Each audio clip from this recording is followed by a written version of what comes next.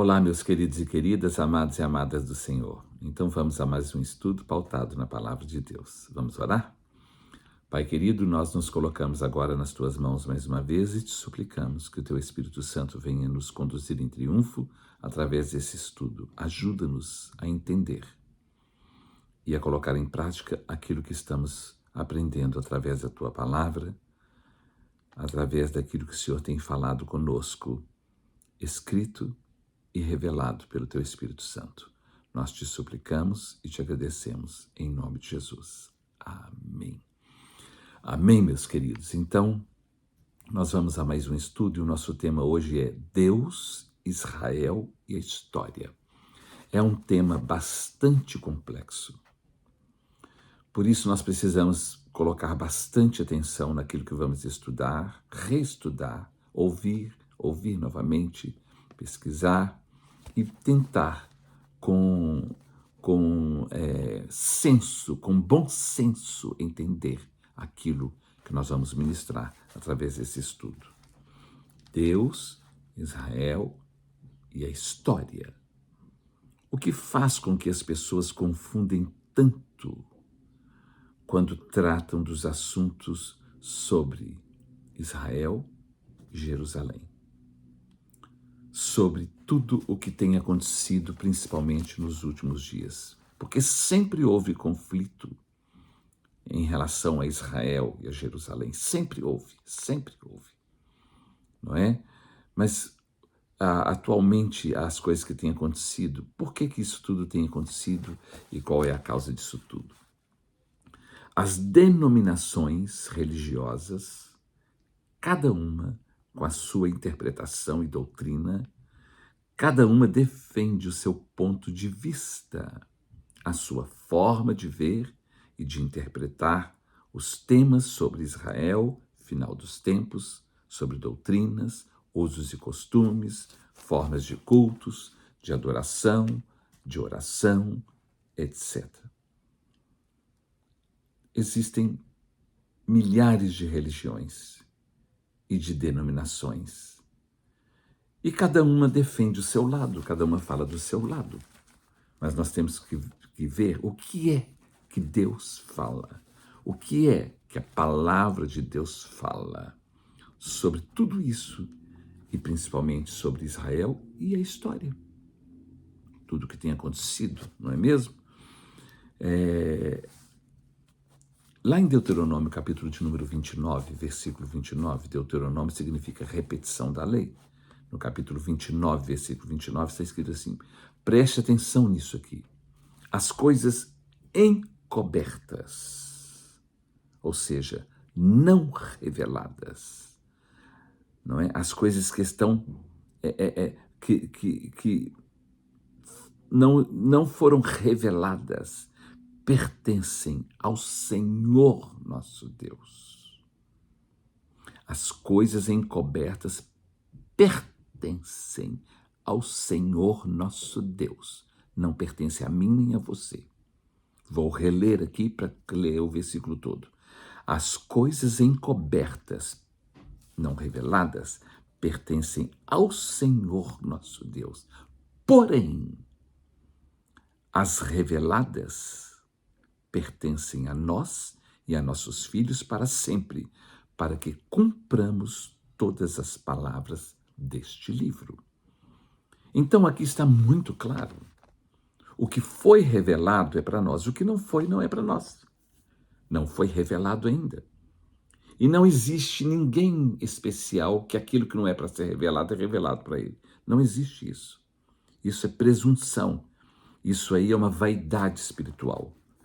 Ai, Deus falou comigo, Deus falou comigo. Nós temos que tomar cuidado. Vou reler esse versículo, Deuteronômio 29, 29. As coisas encobertas, ou seja, não reveladas, pertencem ao Senhor nosso Deus. Porém, as reveladas pertencem a nós e a nossos filhos para sempre, para que cumpramos todas as palavras deste livro. O que faz criar muita confusão hoje sobre qualquer assunto bíblico, o que faz e que gera todo tipo de confusão hoje sobre todo e qualquer assunto bíblico é exatamente a falta da leitura, do estudo, do conhecimento e do entendimento da Bíblia e da história. A Bíblia e a história, porque elas caminham juntas. A Bíblia e a história. Então, o que cria muita confusão é a falta da leitura, do estudo, do entendimento, do conhecimento da Bíblia e também da história. Será que nós estamos entendendo isso? Eu sempre falo que a ignorância é a arma mais poderosa que o inimigo tem e usa contra qualquer pessoa. A ignorância, a falta de conhecimento, a falta de entendimento. Lá no Evangelho de Mateus, capítulo 22, versículo 29, está escrito assim: errais, não conhecendo as Escrituras, nem o poder de Deus. Errais, não conhecendo as Escrituras, nem o poder de Deus. E eu falei que o problema maior hoje é a falta do conhecimento e do entendimento da leitura bíblica. E Jesus falou: vocês erram porque vocês não conhecem as Escrituras, nem o poder de Deus. Por isso, não é sábio discutir e entrar em debate com absolutamente ninguém sobre assuntos quando não temos um conhecimento sólido, com bases sólidas. Então, vira só discussão, briga e confusão, mas sem entendimento. Não é sábio discutir e entrar em debates sobre assuntos quando nós não temos um conhecimento sólido, com bases sólidas. Então, hoje, falando sobre Deus, Israel e a história, nós vamos lembrar que Deus é o eterno. El significa Deus, o eterno, o supremo. Elohim é o Deus absoluto, é o Shaddai, é o Deus todo-poderoso, o Criador de todas as coisas. Esse é Deus. Deus é. Deus não existe, Deus é. O que existe é explicado porque existe quando passou a existir. Mas Deus não, Deus é. Deus é. Então, Deus é o Supremo, Ele é o Eterno, o Todo-Poderoso. E Israel? Israel, não é? Essa palavra Israel é formada por três termos, três palavras, não é? Pela junção de três palavras do hebraico. Isr,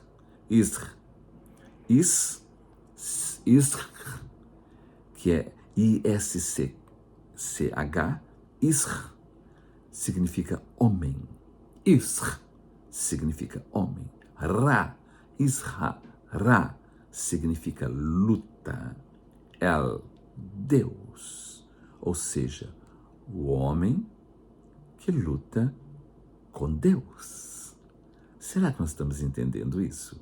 Israel, homem que luta com Deus, não contra Deus, mas com Deus para ser abençoado. A primeira vez que aparece o nome Israel na Bíblia é em Gênesis capítulo 32. Quando Jacó, que o nome significa enganador, suplantador, aquele trapaceiro, Jacó passa pelo Val de Jaboque, e ali pelo vale, né, que é conhecido como Val de Jaboque, ele para ali, fala com a família dele, seguem, porque eu vou ficar aqui sozinho e eu não sairei daqui enquanto Deus não me abençoar. E nós conhecemos que houve uma luta entre Jacó e o anjo com Jacó. E ele prevaleceu, porque ele permaneceu. Não é que ele ganhou a luta, não. É porque ele perseverou em querer receber a bênção.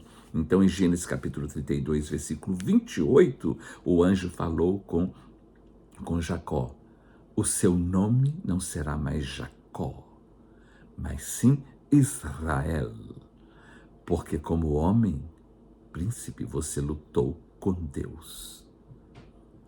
e perseverou.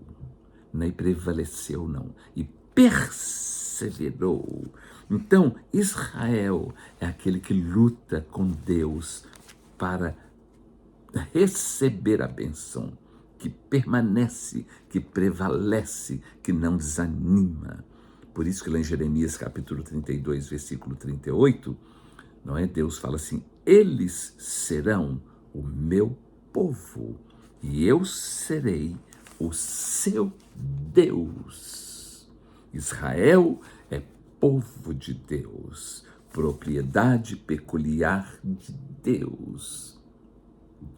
Não é? Israel, o homem que luta com Deus. Vamos ver aqui 1 Pedro capítulo 2, versículos de número 9, versículos 9 e 10, fala assim: vós, porém, sois raça eleita, sacerdócio real, nação santa, povo de propriedade exclusiva de Deus, a fim de proclamardes as virtudes daquele que vos chamou das trevas para a sua maravilhosa luz. Vós sim, que antes não erais povo, mas agora sois povo de Deus, que não tinhais alcançado misericórdia, mas agora alcançastes misericórdia. Vós sois raça eleita. Israel é o homem que luta com Deus para receber a bênção, que prevalece, que permanece, que persevera para receber a bênção. Então, Israel é povo de Deus. Quando Deus fala de Israel, ele está falando de gente, de pessoas, de um povo, não de um lugar geográfico, não de terra, mas de um povo, o seu povo. Estão entendendo? Porque quando o mundo fala de Israel, fala de lugar geográfico. Mas Israel para Deus é o homem que luta com ele para permanecer na bênção e ficar na bênção.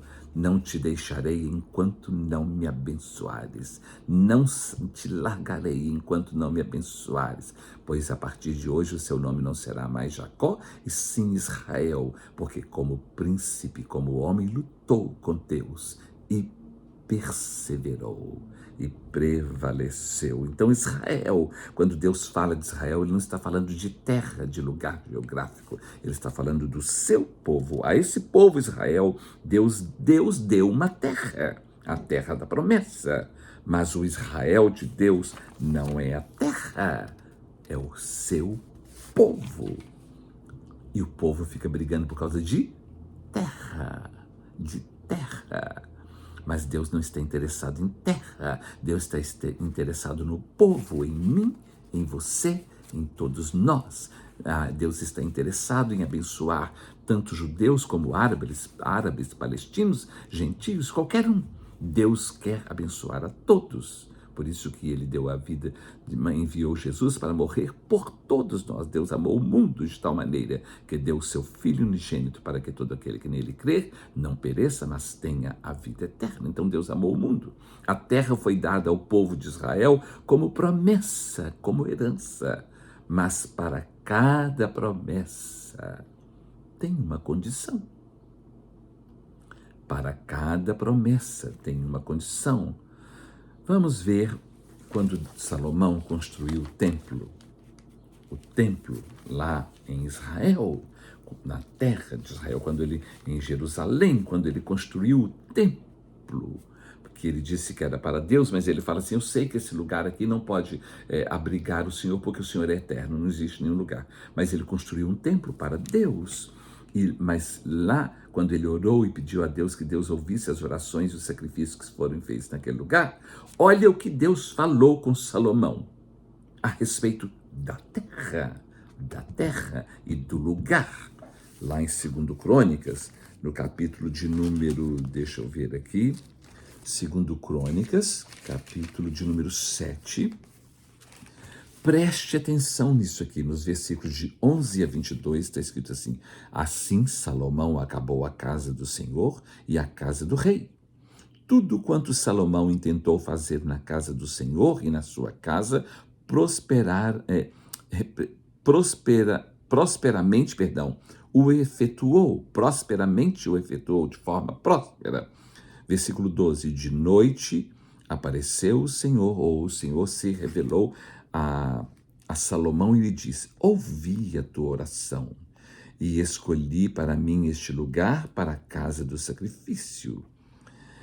Se eu cerrar os céus de modo que não haja chuva, ou se ordenar os gafanhotos que consumam a terra, ou se enviar a peste entre o meu povo, se o meu povo, que se chama pelo meu nome, se humilhar e orar, e se converter, e me buscar, e se converter dos seus maus caminhos, então eu ouvirei dos céus, perdoarei os seus pecados e sararei a sua terra. Então, tem uma condição. Se o meu povo, que se chama pelo meu nome, se humilhar e orar e me buscar e se converter dos seus maus caminhos, então eu virei dos céus, perdoarei seus pecados, sararei a sua terra. Ele está falando aqui de perdão e da bênção.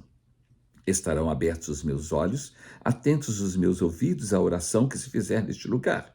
Porque escolhi e santifiquei esta casa, para que nela esteja o meu nome perpetuamente. Nela estarão fixos os meus olhos e o meu coração todos os dias. Quanto a ti, agora está falando com o homem, não apenas com Salomão, mas com Salomão e com o povo, não é? Quanto a ti, se andares diante de mim, como andou Davi, teu pai, e fizeres segundo tudo o que te ordenei, e guardares os meus estatutos e os meus juízos, também confirmarei o trono do teu reino, segundo a aliança que fiz com Davi, teu pai, dizendo: não te faltará sucessor que domine em Israel.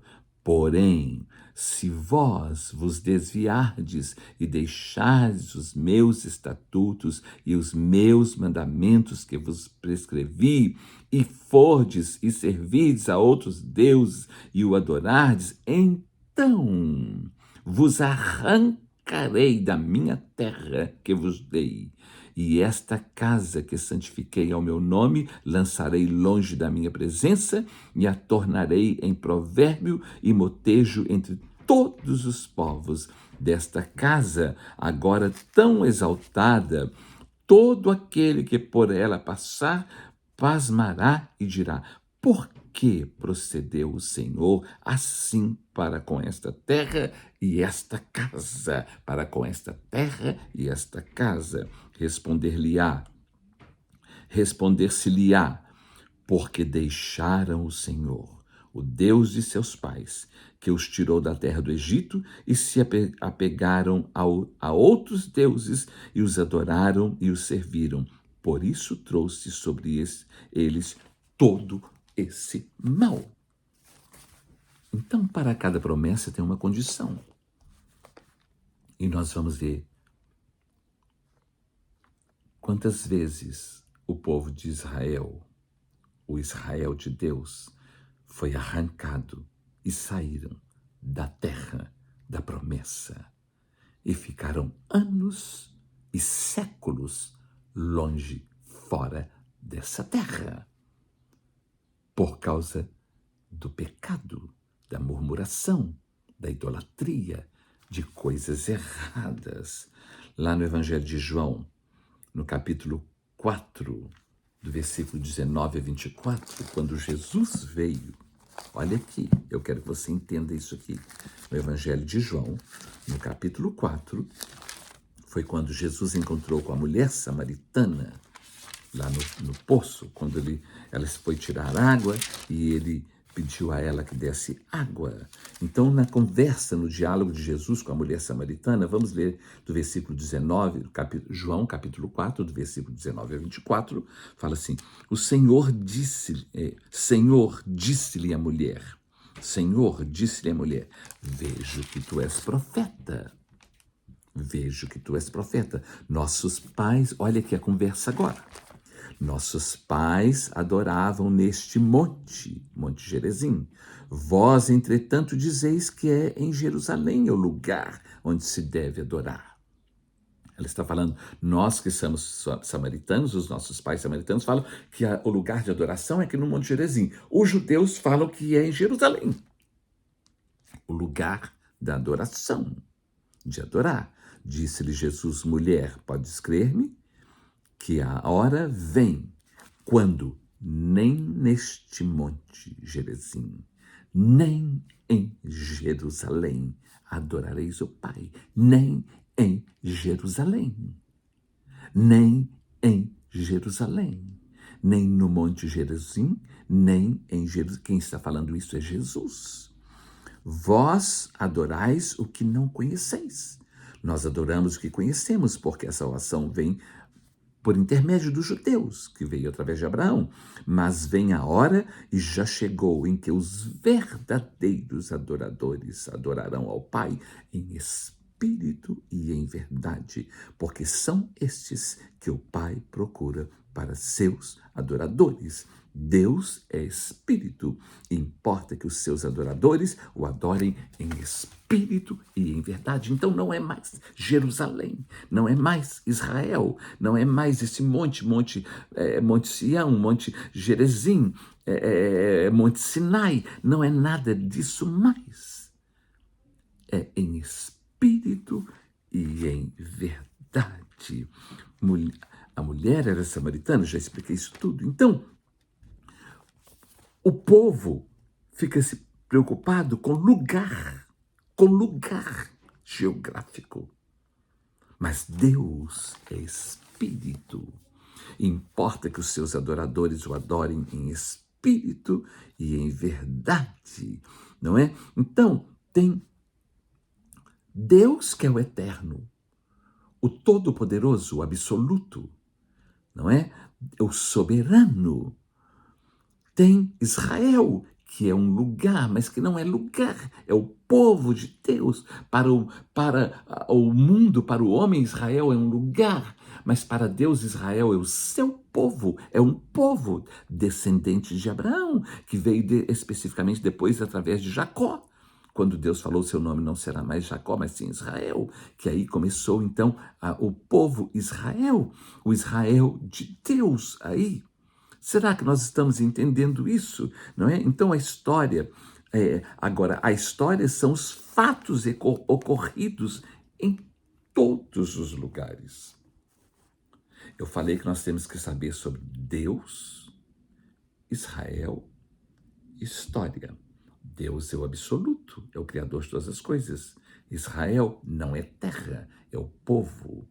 E história são todos os acontecimentos em todos os lugares. Quando nós falamos de profecia, profecia se refere a algo que vai acontecer. Quando nós falamos de escatologia, é o estudo, a comparação do que já aconteceu, tem acontecido e acontecerá. Agora, a história, quando a profecia se cumpre, então ela vira história. Então nós precisamos saber sobre Deus, Israel e a história. Aí nós vamos entender o que é que realmente está acontecendo. Para os religiosos, Jerusalém é o território de Israel. Não, perdão, Jerusalém e o território de Israel são considerados lugares sagrados. Terra Santa. Para os religiosos, Jerusalém e o território de Israel são considerados lugares santos e sagrados. Não são? Nós fomos a Jerusalém, e eu falei quando eu fui com o grupo, eu falei, olha, nós estamos indo num lugar, mas o importante é o Deus que atuou e que fez o que fez naquele lugar.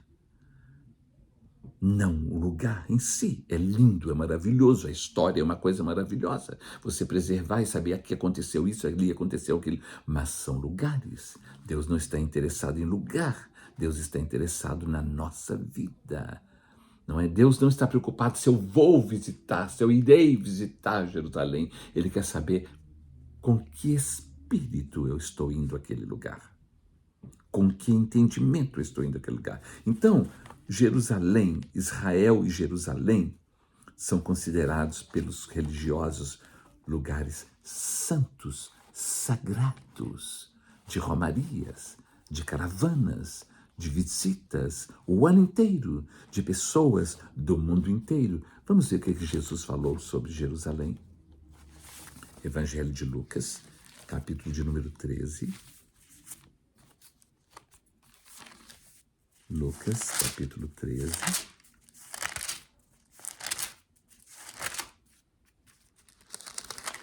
Versículo 34 a 36, fala assim. Olha o que Jesus está falando sobre Jerusalém. Jerusalém, Jerusalém, que matas os profetas e apedrejas os que te foram enviados. Quantas vezes quis eu reunir teus filhos, como a galinha ajunta o seu próprio ninho debaixo das asas, e vós não quisestes.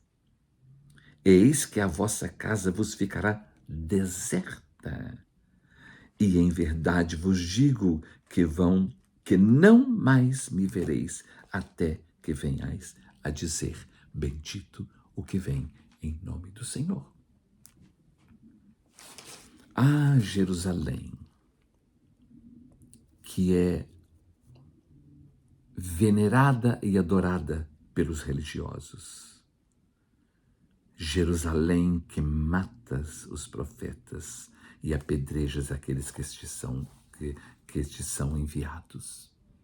Você ficará deserto. Jesus está falando de Jerusalém. Nós ficamos deslumbrados com Jerusalém, mas Jesus não está preocupado com o lugar. Está preocupado com o espírito de quem vive naquele lugar ou de quem visita aquele lugar. Misericórdia, meu Deus. Lá no Evangelho de Mateus, capítulo 16, versículo 21, quando Jesus estava falando com seus discípulos, eu quero que você entenda o que ele falou com os discípulos aqui. Mateus 16, versículo 21. Olha o que Jesus fala. Desde esse tempo começou Jesus Cristo a mostrar a seus discípulos que lhe era necessário seguir para Jerusalém.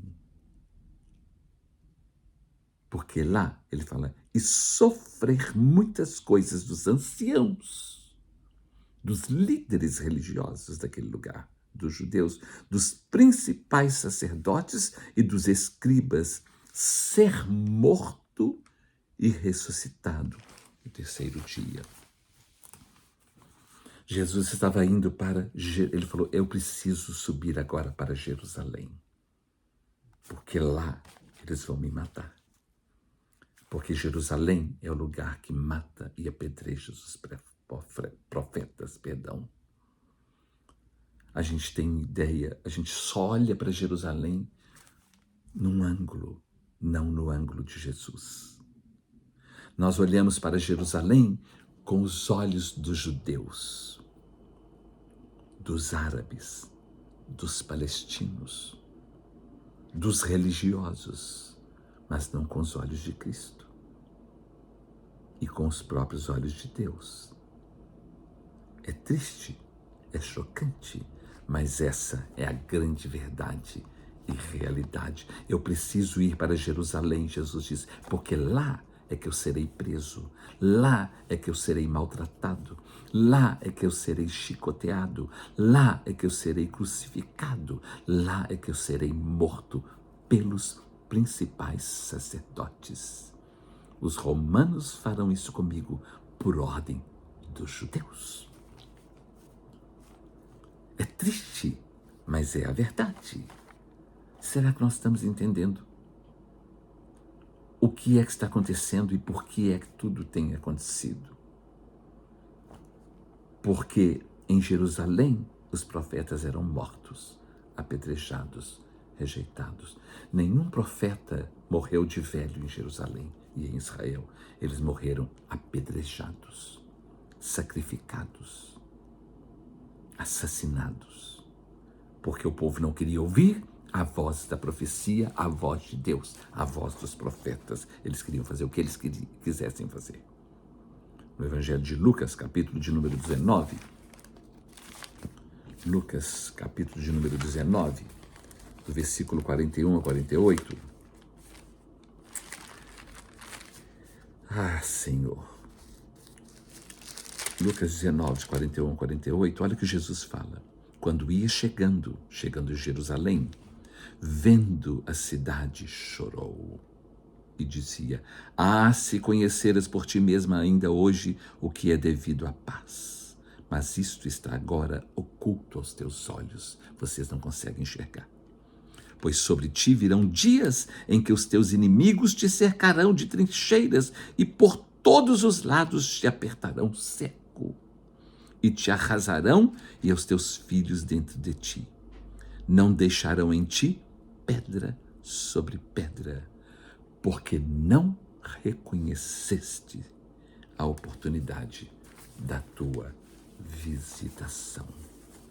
Porque não reconheceste a oportunidade da tua visitação, vocês serão cercados por todos os lados pelo inimigo e eles te arrasarão, te arrastarão, acabarão com vocês e levarão seus filhos misericórdia.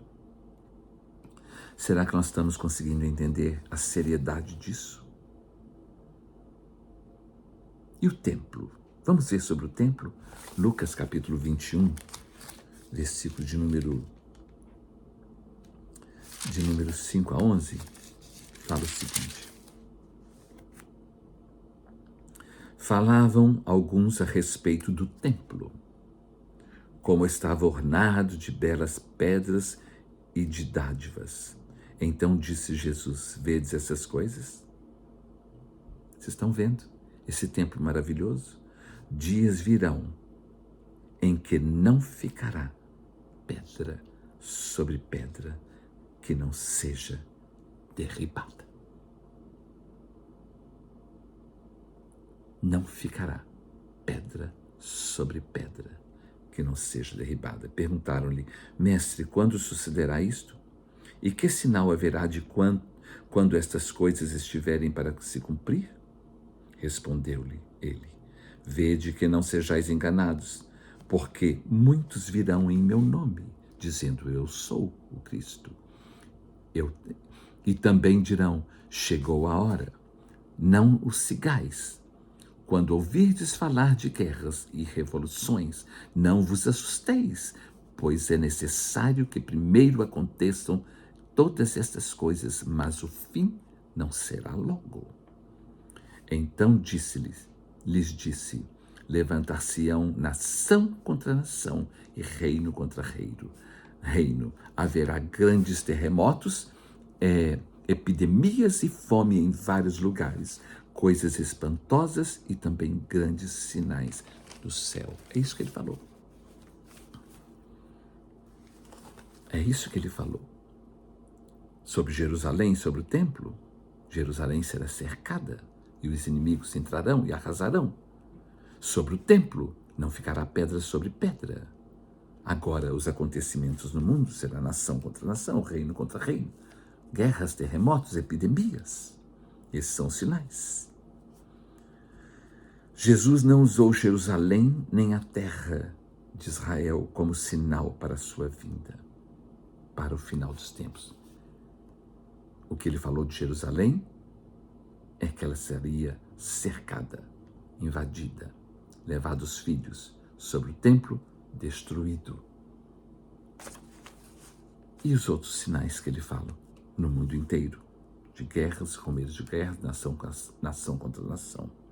Quando estudamos de verdade os livros da Bíblia e a história de Israel e da humanidade, passamos a entender melhor o porquê de tudo o que está acontecendo no mundo e principalmente com o povo de Israel, o seu território, a terra da promessa.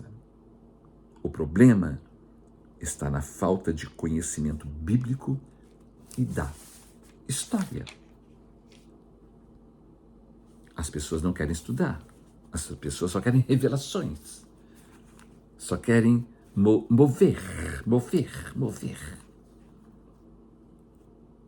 E manter uma burrice, uma falta de entendimento de um monte de coisa, falar bobagem e ainda profetizar bobagens. Lá em Gênesis capítulo 12, Deus chamou Abraão de Ur dos Caldeus para que fosse para o lugar onde ele mostraria. Gênesis 12, capítulo 12. No capítulo 12, de 1 a 3, a gente vê a chamada de Deus a Abraão, quando ele diz: sai da tua terra, da tua parentela, e vai para o lugar que eu te mostrarei. Sai da tua terra, da casa de teu pai, da tua parentela e da casa de teu pai, e vai para o lugar que eu te mostrarei. E Deus falou: farei de você uma grande nação. Depois você leia Gênesis 12, de 1 a 3. Agora, Gênesis 13, versículo 1, fala que Abraão saiu da terra, saiu da casa de seu pai, mas ele levou Ló com ele. Não era para levar Ló, para sair da tua terra, da tua parentela e da casa do teu pai. Não leva parente nenhum, não. E ele levou Ló, seu sobrinho. E aí, quando nós vemos lá no Gênesis capítulo 13, do versículo 7 em diante, fala que houve contenda entre Ló e Abraão. Aí começa a confusão, porque para que você vai levar quem Deus não disse que é para você levar? Por que você fica inventando modas? Por causa do seu cuidado, por causa do seu coração, por causa disso, daquilo, você faz bobagem e coloca na sua vida pessoas erradas e pessoas que não eram para estar. E você acaba arrumando uma confusão porque você quer fazer do seu jeito. E Abraão resolveu levar Ló, não tinha que levar Ló. Houve contenda entre eles, e no capítulo 13, de 7 a 12, eles tiveram que separar, cada um foi para um canto. Deus promete um filho a Abraão. Abrão, o nome era Abrão e Sarai. Não é? Deus promete um filho, depois Deus muda o nome de Abrão para Abraão e de Sarai para Sara, não é? Em Gênesis capítulo 16, nós vimos que Deus tinha feito uma promessa para Abraão que ele seria pai de muitas nações, mas pai junto com Sara, só que Sara não engravidava. Então, no capítulo 16, nós vimos que Sara fala com Abraão: você pode coabitar com Agar para você ter filho, porque eu não vou ter filho. Mas Deus havia dito que ela teria, mas ela não creu. Ela não acreditou, porque ela já estava velha. Ela estava olhando para as circunstâncias, para o tempo, mas não é isso. Para Deus não existe tempo em circunstâncias, porque Deus é o Todo-Poderoso. Ele traz à existência as coisas que não existem, ele faz existir aquilo que não existe. Ele faz existir.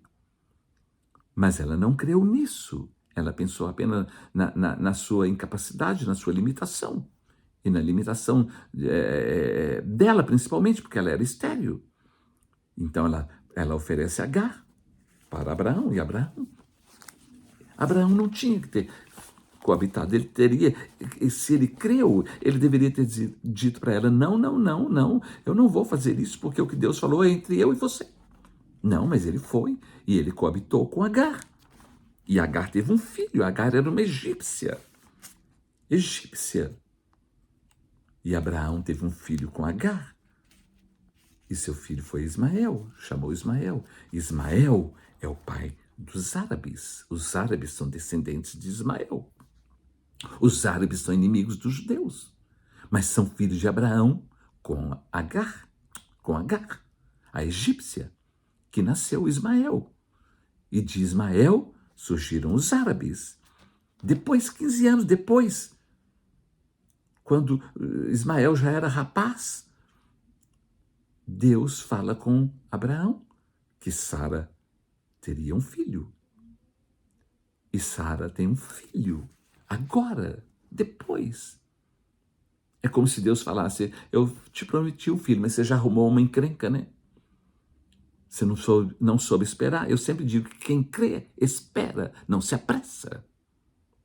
Mas toda pessoa que se apressa e se precipita acaba errando, pecando, fazendo errado e criando uma confusão. Olha a confusão que Sara arrumou para Abraão e Abraão arrumou para o mundo inteiro. Quando coabitou com Agar e teve o filho Ismael, que é o pai dos árabes. Agora ele coabitou com Sara e teve o filho Isaque, que é o pai dos judeus. Abraão falou: olha, eu tenho agora 2 filhos. Eu tenho 2 filhos agora. O filho da egípcia, da escrava, que é Ismael, e o filho da minha esposa, o filho da promessa mesmo, que é Isaque. E ele falou, eu sei que o Senhor tem essa promessa para mim com Sara, e o Senhor está cumprindo essa promessa, mas eu quero que o Senhor abençoe meu filho também, o Ismael, que é o filho com a Agar, a escrava. E no capítulo 17 de Gênesis, vou ler aqui apenas 2 versículos, Gênesis 17, capítulos de número 20 e 21, olha o que Deus fala com Abraão sobre Ismael e sobre Isaque. Gênesis capítulo 21, capítulo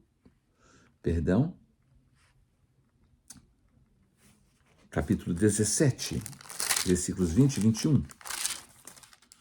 Deus fala o seguinte com Abraão: quanto a Ismael, eu te ouvi, abençoá-lo-ei, falo-ei fecundo e o multiplicarei extraordinariamente. Deus falou isso sobre Ismael e multiplicou mesmo e tem multiplicado. Gerará 12 príncipes e dele farei uma grande nação. Porque ele é seu filho, com Agar. Não era para ter, mas se teve. Então eu vou abençoá-lo. Agora, a minha aliança, porém, estabelecerá-ei com Isaque, o qual Sara te dará à luz, neste mesmo tempo daqui a 1 ano. A aliança é com Isaque. É através de Isaque. E nós vamos ver por quê. Será que nós estamos entendendo isso? Olha o barraco que Sara aprontou para Abraão e Abraão para o mundo inteiro. Portanto, Ismael e Isaque são irmãos por parte de pai. São filhos de Abraão. Eles possuem o mesmo sangue, o mesmo DNA. Abraão foi e habitou em Canaã, que é a terra dos cananeus. Você vê isso em capítulo Gênesis 13, versículo 12. Olha aqui. Gênesis 13, versículo 12. Habitou Abraão na terra de Canaã, e Ló nas cidades da campina, e ia armando as suas tendas até Sodoma. Mas Abraão estava habitando em Canaã. Em Canaã, que é a terra dos cananeus. A aliança de Deus com Abraão e a promessa da terra de Canaã, você pode ver isso lá em Gênesis capítulo 17, de 1 a 8, que Deus promete a terra de Canaã para Abraão. Gênesis capítulo 17, de 1 a 8. Depois que Isaque nasce e se torna jovem, Abraão manda buscar uma esposa para Isaque. E Isaque se casa com Rebeca. E ambos tiveram 2 filhos gêmeos, Esaú e Jacó, que foram 2 povos, 2 nações, Esaú e Jacó. Tinha sobrevindo um período de fome, de escassez de alimento lá na terra. E foi por isso que Esaú estava com fome e Jacó fez um guisado para ele de lentilhas e falou, se eu te der a comida, você me passa a bênção da primogenitura? Ele falou, então me dá, porque eu prefiro comer do que ficar com bênção de primogenitura. Existem pessoas que preferem as coisas do mundo do que a bênção de Deus. Elas preferem não ficar sem alguma coisa no mundo do que ter a bênção de Deus. Elas perdem a bênção de Deus por ter alguma coisa no mundo. Por ter bens, por ter pessoas.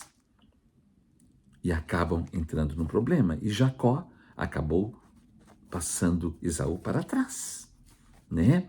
Sobreveio essa escassez de alimentos e Jacó conseguiu comprar a bênção da primogenitura de seu irmão mais velho, Esaú. Não, mais velho não, porque eles eram gêmeos, né? De seu irmão Esaú. E agora começa outra confusão. Jacó foi para Gerar, depois desse problema da escassez de alimentos, não é? veio a escassez de alimentos. Então, por causa disso, Jacó foi para Gerar para falar com Abimeleque. Ele foi em busca de ajuda, em busca de refúgio. Em vez de ele buscar a Deus, em vez de ele consultar a Deus, ele foi falar com Abimeleque. Nós vimos isso lá em Gênesis capítulo 25, 26, de 1 a 6. Jacó foi a Gerar para falar com Abimeleque. Agora preste atenção em Isaías capítulo de número 30. Isaías capítulo 30. Olha, Jacó desceu e foi falar com Abimeleque, porque ele queria ir para o Egito, porque estava tendo fome na sua terra. Olha o que Deus fala através do profeta Isaías, no capítulo 30, versículos 1 e 2. Ai dos filhos rebeldes, diz o Senhor, que executam planos que não procedem de mim e fazem aliança sem a minha aprovação, para acrescentarem pecado sobre pecado, que descem ao Egito sem me consultar, buscando refúgio em Faraó e abrigo à sombra do Egito. Mas o refúgio de Faraó vos tornará em vergonha, e o abrigo na sombra do Egito em confusão. Quando nós, ao invés de buscarmos a Deus, de buscarmos a direção de Deus, buscamos conselhos daqueles que não são de Deus, nós vamos receber confusão na nossa vida, problemas na nossa vida. E Jacó arrumou uma grande confusão para ele e para sua família. O povo de Israel, de Jacó, foi para o Egito e lá permaneceu como escravos no Egito por 430 anos. 430 anos, não vamos entrar em detalhes, quando Deus chamou Moisés para que tirasse o povo do Egito. 430 anos fora da terra. Vocês estão entendendo? No lugar de escravidão, no mundo, no Egito. É igual a pessoa que sai da presença de Deus, vai para o mundo e passa a vida no mundo. Quando volta já está velho, já está quebrado, já está acabado, não tem mais nada. Quando eles saíram do Egito, por livramentos de Deus, para ir para a terra da promessa,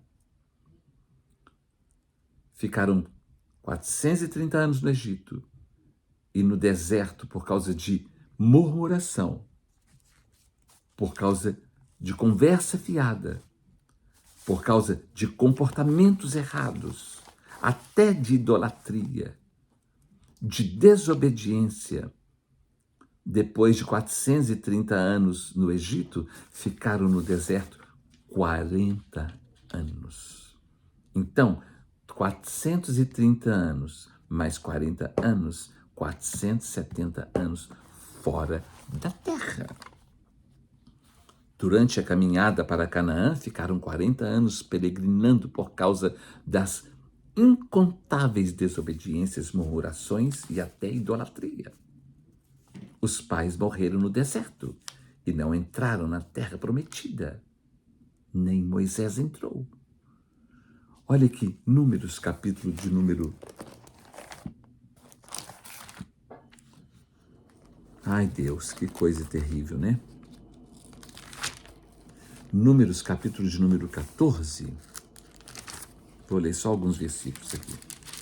Do versículo 27 a 29, fala assim: até quando sofrerei esta má congregação que murmura contra mim?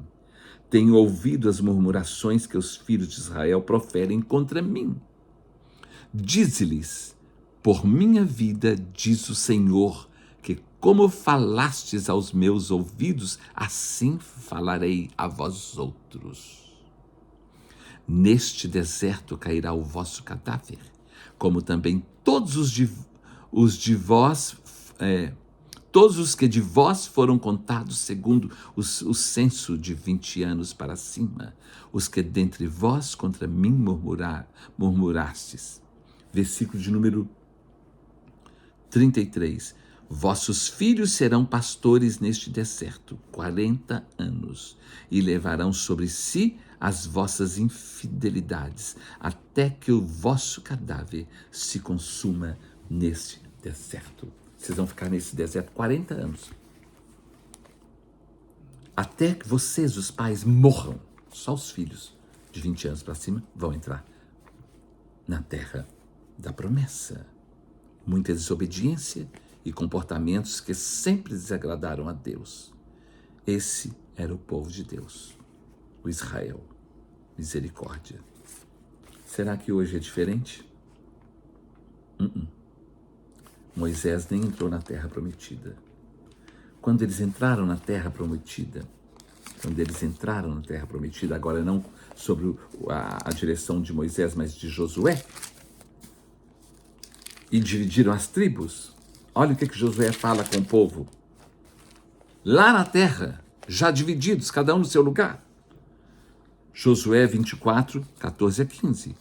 Ele fala assim: agora, pois, temei ao Senhor e servi-o com integridade e com fidelidade. Deitai fora os deuses aos quais serviram vossos pais, da além do Eufrates e no Egito, e servi ao Senhor. Porém, se vos parece mal servir ao Senhor, escolhei hoje a quem servais. Se aos deuses a quem serviram vossos pais, que estavam da além do Eufrates, ou aos deuses dos amorreus, em cuja terra habitais. Eu e a minha casa serviremos ao Senhor. Sirvam o que vocês quiserem. Vocês já estão na terra prometida. Só que para cada promessa tem uma condição.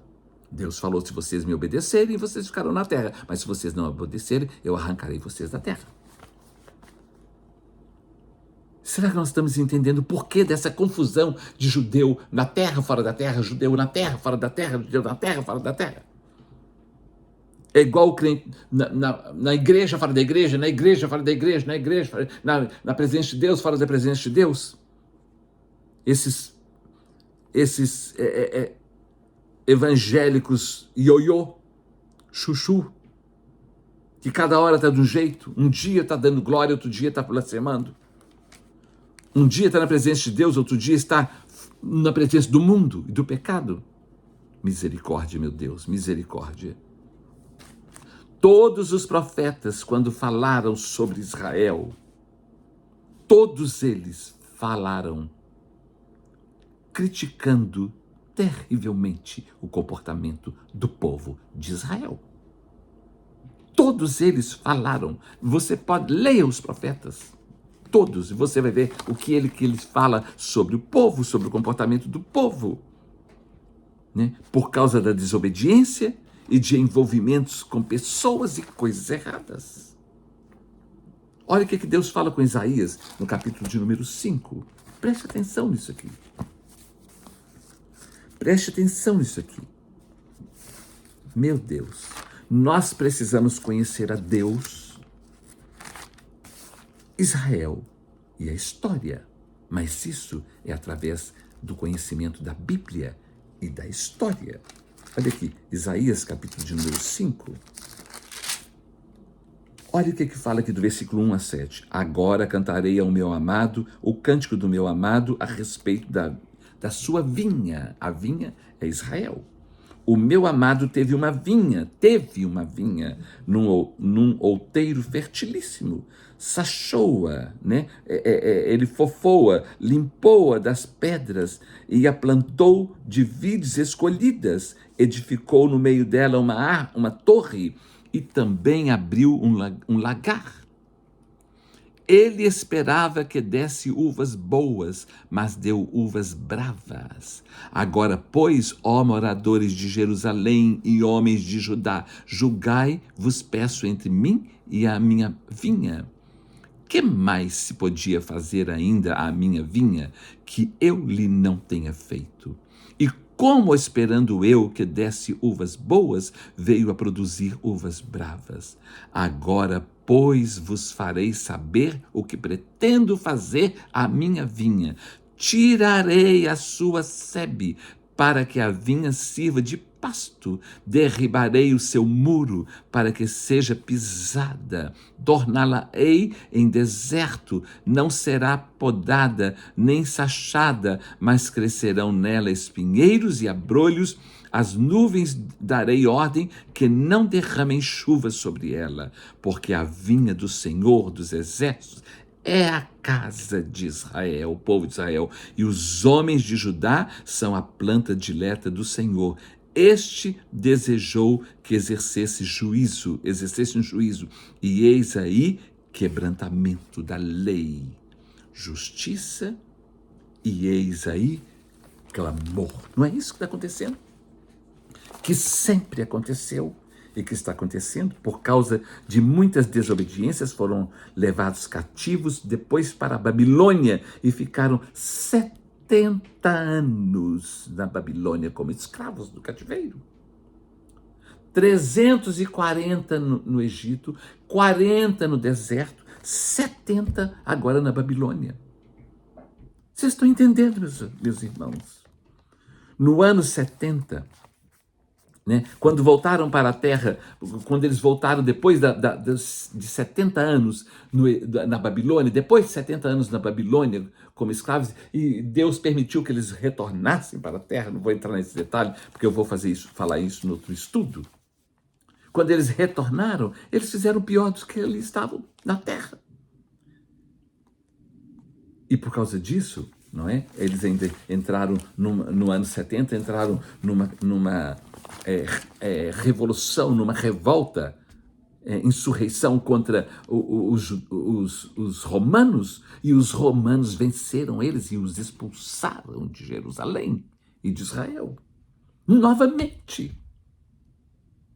Será que vocês estão entendendo isso, meus irmãos? Depois de 340 anos no Egito, 40 anos no deserto, depois 70 anos na Babilônia, agora foram expulsos no ano 70 pelo general Tito e seu exército, que invadiu Jerusalém, destruiu tudo e expulsou os judeus de lá. Ficaram alguns lá, mas a maioria fugiu, foram expulsos de lá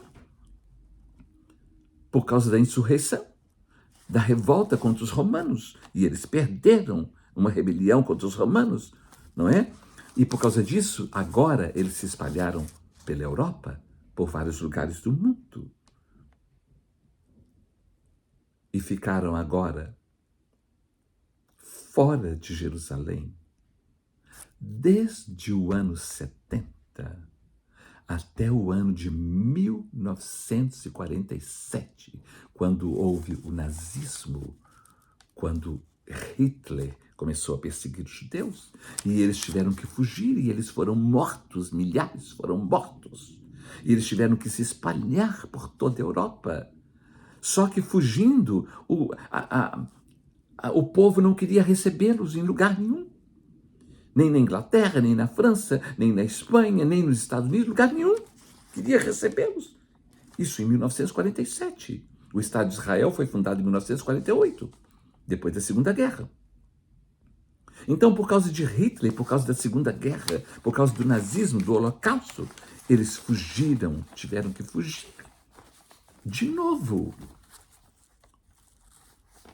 E agora, por todos os lugares.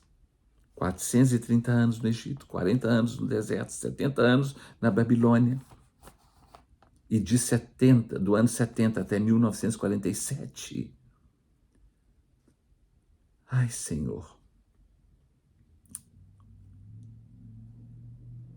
Olha aqui, somando esses anos todos fora da terra, eles ficaram 2.417 anos fora da terra. E aí, por causa da Segunda Guerra, por causa do Estado de Israel em 1948, os judeus que estavam espalhados, os filhos daqueles que até muitos já tinham morrido, resolvem voltar para a sua terra. Não todos, porque milhares deles estão espalhados pelo mundo inteiro, estão bem, como aqui nos Estados Unidos. Estão muito bem, não querem ir. Eu moro em Forest Hills, num bairro de judeus, e eu converso com judeus, e eles até pensam que eu sou judeu. Eu converso com eles, e eu falo, eu fui a Jerusalém já 2 vezes. Aí eles, não conheço Jerusalém. Nunca fui a Jerusalém. Os judeus. Porque eles estão muito bem aqui. Eles não querem ir para lá. Será que nós estamos entendendo isso? Então, hoje, o território de Israel e de Jerusalém, ele tem os palestinos, os árabes, os judeus, e agora cristãos, não é? Já há muitos anos. Durante o período do ano 70 até 1947, permaneceram na terra, fora da terra, né?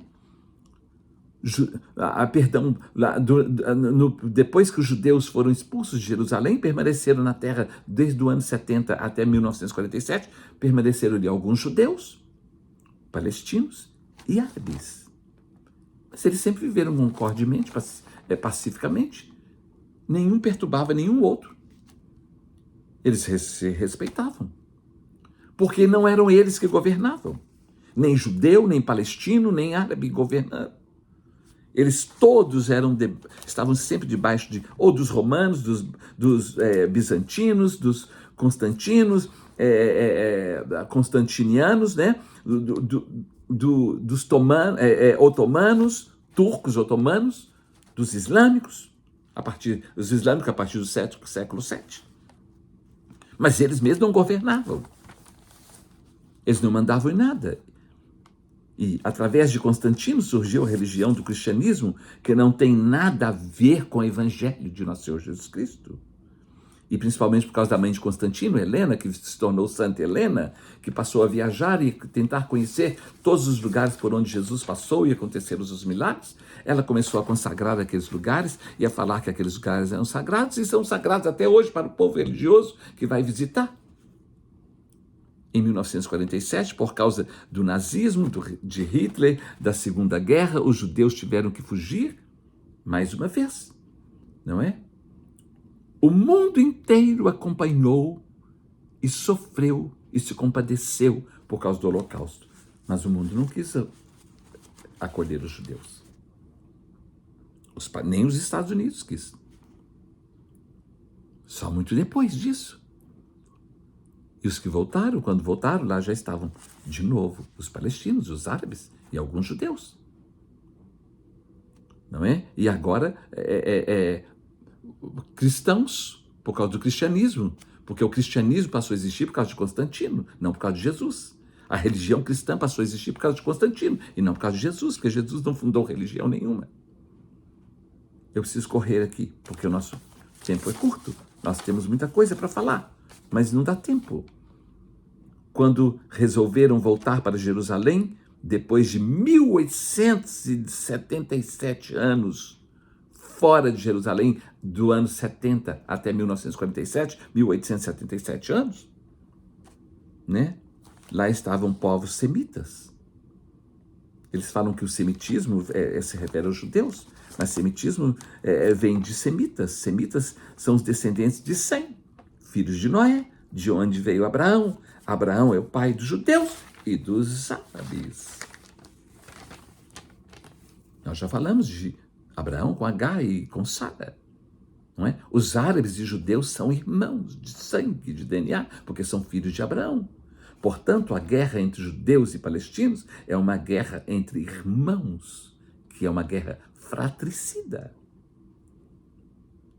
Guerra entre patriarcas, entre irmãos, da mesma história, né? Ali está, eles falam, os palestinos vêm de Palestina, de filisteus.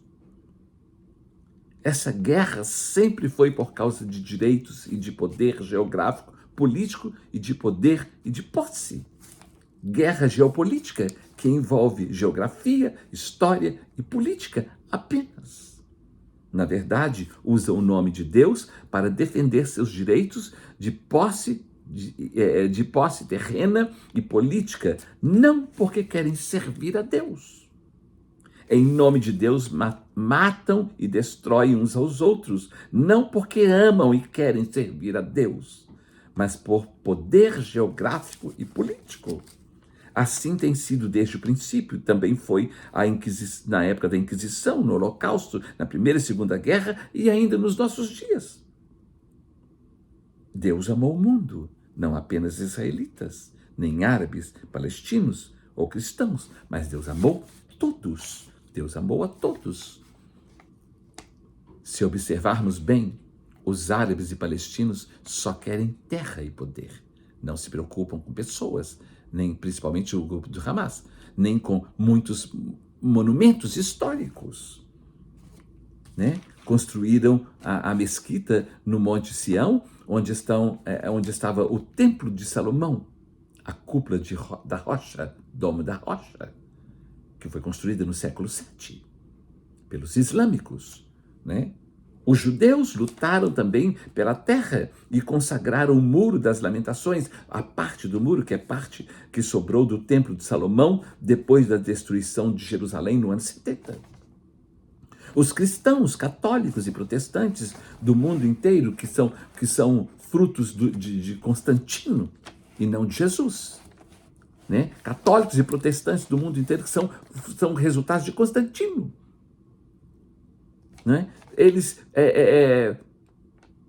viajam para Israel e Jerusalém para visitarem os lugares onde Jesus passou, os milagres, ou fatos importantes que aconteceram apenas para visitar e para venerar aqueles lugares, não porque querem servir a Deus e muito menos a Jesus. O problema é que todos, tanto árabes, palestinos, judeus, cristãos, historiadores ou turistas, ateus, seja lá quem for, apenas fazem caravanas para Israel e Jerusalém para venerar os lugares designados como sagrados, mas não valorizam o Evangelho, o próprio Jesus e Deus. Veneram lugares e não obedecem o Evangelho de Jesus. Fazem caravanas e romarias, mas não obedecem o Evangelho de Jesus. Temos muitas coisas ainda para falar, mas o tempo já esgotou. Eu não posso falar mais. No próximo estudo vou tentar falar mais algumas coisas. Que Deus tenha misericórdia de nós, nos abençoe, nos ajude a ter o verdadeiro entendimento de tudo isso que tem acontecido. Concernente ao nome de Deus, da pessoa de Deus, de Israel e da história num todo, que nós sabemos, se é que nós estudamos e lemos. Se não, nós ficamos ignorantes, falando um monte de bobagens, orando um monte de bobagens, profetizando um monte de bobagens, como tem acontecido em milhares de lugares chamado igreja. E no meio de tantas pessoas que se dizem ter Deus, conhecer a Deus. Mas pode ter alguma experiência, mas não tem nenhum conhecimento. O zelo sem entendimento nos leva ao legalismo. E o entendimento sem o zelo nos leva ao comodismo. Que Deus nos ajude a entender tudo isso. No próximo estudo, eu vou falar mais algumas coisas importantes. Que Deus nos abençoe. Amém.